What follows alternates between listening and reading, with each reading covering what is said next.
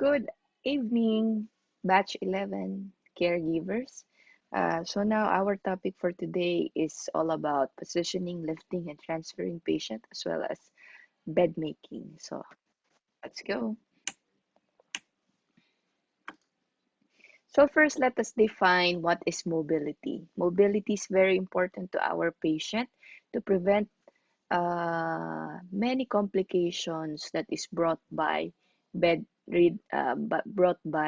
immobility. So mobility is the ability to move in one's environment with ease and without restrictions. What are the importance of mobility? First, we need to make it will minimize the complications that later on I will show you what are those complications. Improve total patient functioning, improve overall strength and endurance. Okay, if you're using your muscles, of course, it will work well, and then you will improve your endurance and strength.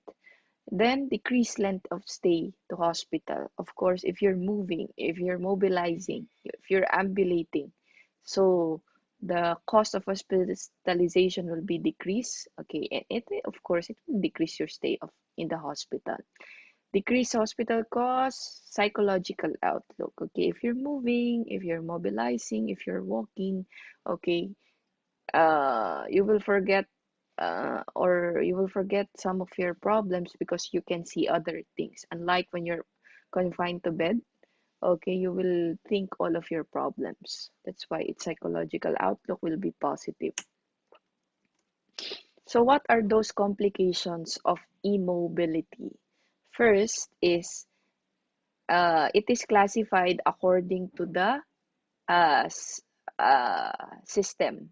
Okay, first in the urinary system. In the urinary system, you will see that there will be decreased or reduced kidney function, incontinence, urinary tract infections. Okay, if you're not moving, if you're not mobilizing, what will happen to you? Your kidney will not function well also. So the food that the water that you drink, okay, what will happen is it will be stagnant to your kidney, the water or the urine. So what will happen? The microorganism will be accumulated or the bacteria will be accumulated. That's why you will be having urinary tract infection. Then, musculoskeletal system. Musculoskeletal system is what will happen. You will have brittle bones. If you're not using your muscles, your bones, it will become brittle. You will have contractures. Contractures is permanent disability that you cannot bend or you cannot move your limbs totally. Okay, so that is contractures. So imagine if your patient is like this and then you're moving it like this, you cannot move it. You will break the bones. So that is contractures. So you need to mobilize it, really. Then muscle weakness also. Then in nervous system, you will have lack of stimulation, feel of anxiety, feel of isolation. Okay, if you're always confined to bed, as I've told you, you will think all of your problems. Unlike if you're walking, you're seeing things, you're seeing the other side of the world, not only the hospital, not only the bed. So it will be psychologically beneficial to you. Then digestive system. Digestive system, it will decrease your appetite, it will make you constipated, and it will make you incontinent. It will make you constipated because if you're not moving, your uh, your stomach and your colon or your intestines will not move also. That is, the movement of food through this intestine is called peristalsis. But if you're not moving also, it will not move. That's why you're having constipation. That's why most of the bedridden patients, the problem with them is they are having constipation because they are not moving. Next, immobility effects to integumentary system is decreased blood flow, Okay, decreased blood flow, you will notice that the skin of the patient will have sometimes bluish discoloration or blackish discoloration already because there is a decreased flow of blood in that area because it's not moving. Then pressure ulcer. Pressure ulcer, it is the effect of the force, okay, uh, which is applied to the bony prominences of your body. So if you're not moving the patient, you're not turning the patient every 2 hours, you will have bed sore or pressure ulcers. So as a caregiver, you need to turn the patient every 2 hours. Then, cardiovascular system, you will have blood clots, you will have reduced blood flow. Okay, if your heart, if you're not moving in everything, you're not doing any activities, the flow of the blood will be decreased. It will move slowly. Okay, because you're not moving. So what will happen? It will be stagnant. It can create a clot in the blood vessel. So if there will be a clot, of course, you can have heart attack, you can have stroke, and etc. Next is respiratory system. You'll have pneumonia, you will have decreased respiratory effort, and you will have decreased oxygenation. So why you will be having pneumonia? Because if you're not moving, the microorganisms that is causing pneumonia likes those areas which are not moving, okay, which is your lungs. So if you're not moving, you're not ambulating, you're not mobilizing, what will happen? They will accumulate, they will live in your lungs, and then you will have pneumonia. Then you will have decreased respiratory effort because you will have difficulty breathing, and then you will have decreased oxygenation because of infection. So these are the common effects of immobility to the body systems. So let's go with the what need to do for those effects in our body. For musculoskeletal effects, if you have brittle bones, contractures, and muscle weakness, of course, we need to exercise. Our caregiver interventions or treatments, we need to exercise, or we need to do range of motion exercises. We let our patient to move regularly. Then, in the nervous system, range of motion exercises. This is our interventions. We talk to our patient using therapeutic communication, so they will not feel anxious and isolated. Then in digestive system, these complications we can prevent by mobilizing the patient or moving the patient, then allowing our patient to increase oral fluid intake. Okay, if you have increased fluid intake, the you will prevent constipation. Then integumentary system, pressure ulcers. To prevent pressure ulcers or decrease blood flow, we need to turn the patient, if he or she is bedridden, you need to turn the patient every 2 hours. Then cardiovascular system, to prevent blood clots and reduce blood flow. If your patient is not moving or it's bedridden, they are putting some stockings. They are calling it as anti-embolic stockings to prevent blood flows. Okay. Then pneumonia, of course, you need to do range of motion exercises. Turn the patient every 2 hours if he or she is bedridden. Then you can use incentive spirometry to our patient. Incentive spirometry is a device which is used to expand your lungs. Then urinary system, to prevent incontinence, urinary tract infection, and other complications, you instruct or you allow our patient to eliminate regularly to prevent infections and to do frequent perineal care. And of course, you need to move the patient. So these are the complications of immobility and the interventions. So what are those basic positions that we will see and that is applicable to our patient? First is supine position. Supine position is a back lying position. Okay, So the position will be like this. The patient is flat on bed, okay, lying on the back with one pillow on the head and under the shoulder. Then you have one pillow on the both arms. So this is supine position.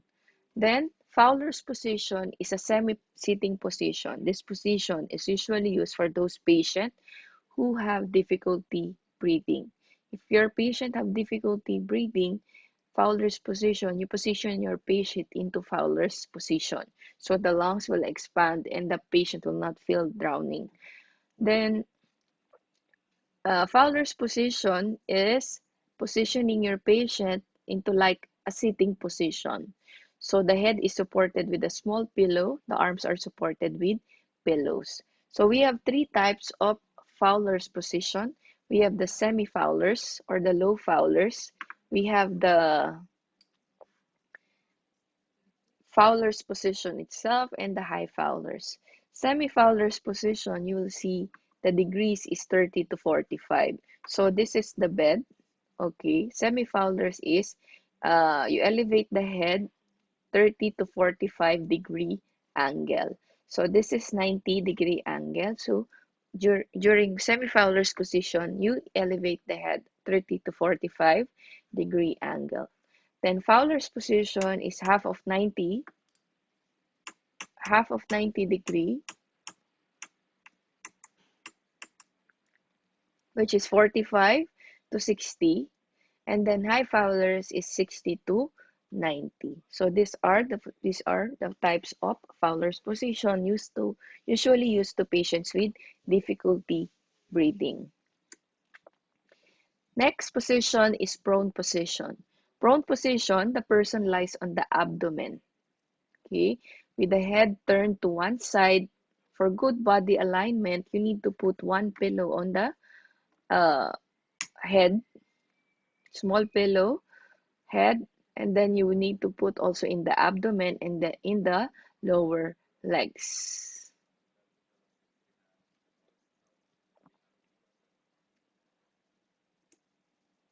Next position is lateral position.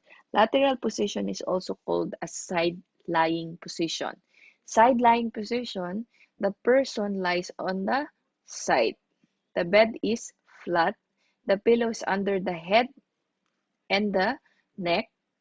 You will put one pillow in this part of the arm and then on the back, so you will not turn on that side, and then one pillow on the other leg. Next position is the Sims position. Sims position is left side lying position. The upper left leg is sharply flexed, so it will not on the lower leg. Okay, the lower arm is behind the person. So the difference is it's also called a semi-prone position. The difference is the other hand is on the side. It's not like this compared to prone position. Both of the arms is like this. So usually this is used for patients if they're doing rectal examination, they are putting enema to the patients, they are placing the patient into Sims position. Chair position or sitting position, okay, make sure to have a good body alignment. You position it. The back should be touching the back and the buttock should be touching the chair. The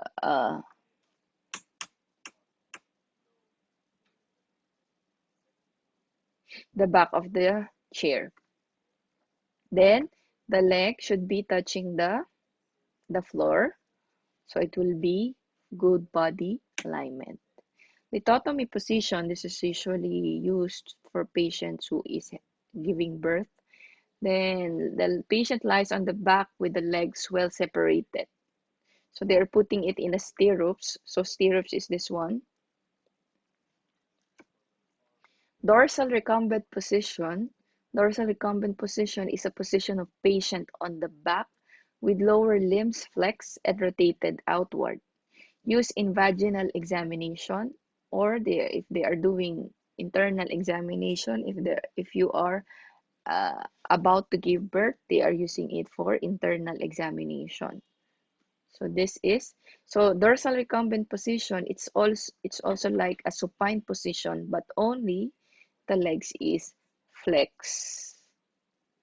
If you're giving perineal care to female patient, you will position the patient in this way. Trendelenburg position, it is a supine position which is modified. Okay, what you need to do is to place the patient head lower than the leg. Incline with the feet elevated. If your bed is not electric, okay, or it's manual, or you can put two pillows so the leg will be elevated than the head. That is Trendelenburg position already. Next is orthopnic position. Orthopnic position are position, it's like a sitting position, but you're putting a over overhead table, okay, for the patients, okay, because this patient, they cannot breathe without this position. So this is used by patients who have difficulty, severe difficulty of breathing.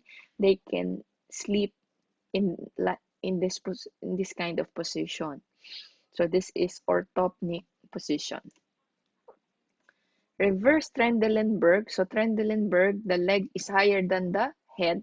So the reverse is, it will be the opposite. So reverse Trendelenburg, the head is higher than the legs. So these are the basic positions that we will be encountering in our in the healthcare setup. So what are those positioning devices or transferring devices that we are using in the healthcare environment? First is the draw sheet. Draw sheet is this one, okay? This is a kind of sheet that we are using to lift, to move, or to transfer a patient. Next is the slider boards. So this is the slider board, and this is the slider sheet.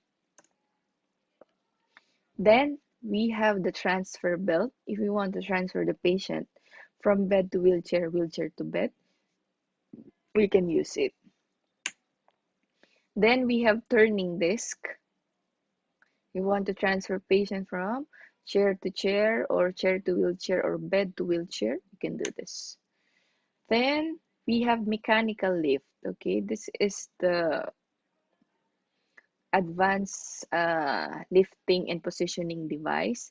If your patient is obese, you cannot able to lift your patient with only uh, because of heavy or higher weight. You can They are using the mechanical lift, but not all of them are you can able to purchase this mechanical lift because it's costly.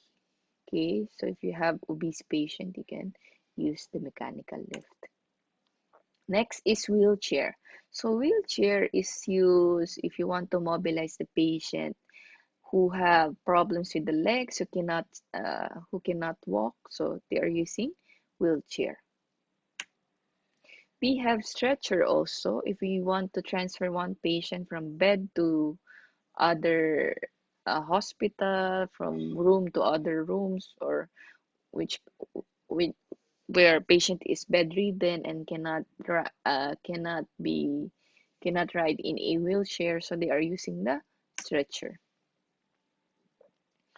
So if you're moving persons in bed, okay, we need to prevent friction, and we need to prevent also shearing. Friction is the rubbing of one surface against another. When moved in bed, the person's skin rubs against the sheet. Shearing is when the skin sticks to a surface while muscles slide in the direction the body is moving. It occurs when the person slides down in the bed and is moved in the bed. So these are friction and shearing. So I'll show you how to move person up in bed, how to move person up in bed with assistive device, moving person to the side of the bed, turning a person. So when transferring a person, transferring from bed to chair and wheelchair, okay, if we're transferring patient from bed to wheelchair, wheelchair to bed, we need to help out of the bed on his or her strong side.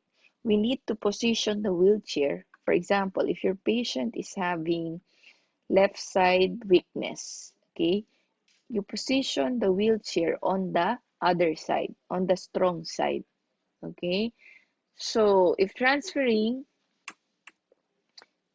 the strong side moves first. It pulls the weak side along. So if you're transferring, I will repeat, if you're transferring patient from bed to wheelchair, please position the wheelchair or place the wheelchair on the right side, on the uh, good side of the patient or the strong side of the patient. So I will show you videos on how to do this.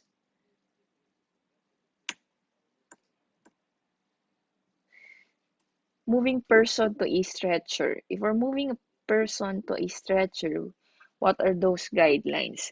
A draw sheet, turning pad, large incontinence underpad, slider sheet, or lateral transfer device with slide board is used. You can use at least 2 to 3 staff needed for a safe transfer. Then, if the person weighs less than 100 pounds, or it's like 50 kg, use a lateral sliding 8 and 2 staff members. If the person is weighing 100 to 200 pounds, use a lateral sliding aid and a friction reducing device and 2 staff member. If it weighs more than 200 pounds, a lateral sliding aid is used and 3 staff members, a friction reducing device, then a mechanical lateral transfer device with a built-in slider board. So make sure if you're using stretcher, okay, you always lock the uh, the wheels of the stretcher and the bed. Okay, so it will be safe, and always cover your patient when transferring to provide privacy. In moving person from bed to wheelchair, as I've told you, you position the bed into the strong side. Also, you provide a non-skid stockings to your patient, so it will not slide. Okay, you put a non-skid stockings or shoes or slippers, so it will not slide. Then